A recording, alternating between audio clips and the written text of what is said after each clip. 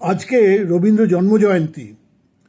এই রবীন্দ্র জন্মজয়ন্তীতে আমার একটা কথা খুব মনে পড়ে। সেটা হলো, আমি যখন স্কুলে পড়তাম তখন একবার রবীন্দ্র জন্মজয়ন্তীতে সাউথ পয়েন্টের যে প্রতিষ্ঠাতা সতীকান্ত গুহ, উনি এরকম একটা অনুষ্ঠানে বললেন যে পরীক্ষায় হাতির রচনা এসেছে। তা একটা ছেলে হাতির একটা ছবি তুলে, রাদার ছবি এঁকে তলায় লিখে দিল হাতি। তা আমরা রবীন্দ্র জন্মজয়ন্তীটা অনেকটা সেরকমভাবেই পালন করি। একটা ছবি থাকে আর তারপরে দু চার কথা, দুটো কবিতা, একটা দুটো নাচ আর কিছু গান।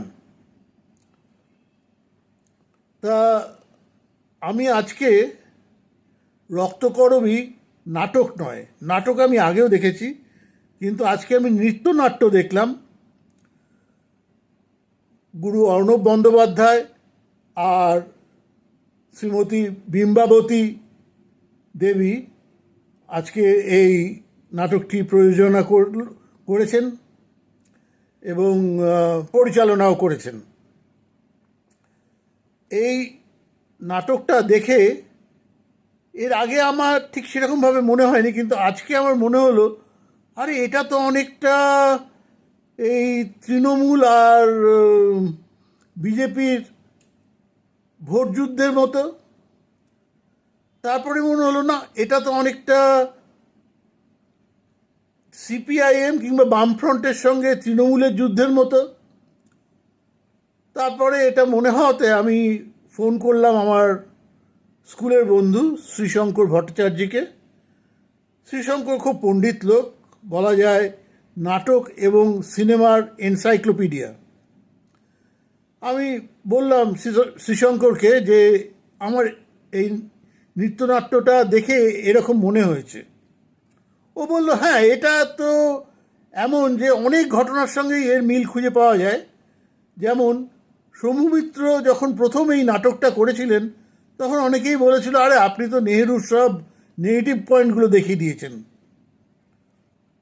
তারপরে ওই বলল যে এই নাটকটা বেসিক্যালি অ্যান্টি এস্টাবলিশমেন্ট। রবীন্দ্রনাথ ঠাকুর লিখেছিলেন ইংরেজদের অ্যাকচুয়ালি ওদেরকে সামনে রেখে। তবে আরেকজন পণ্ডিত মানুষ আজকে গেছিলেন, শ্রী অমিত দাশগুপ্ত। শ্রী অমিত দাশগুপ্ত আমার খুবই পরিচিত, উনি সেন্ট লরেন্সে বাংলা পড়াতেন। উনি অবশ্য এই রক্তকরবী নিয়ে অনেক কথা বললেন।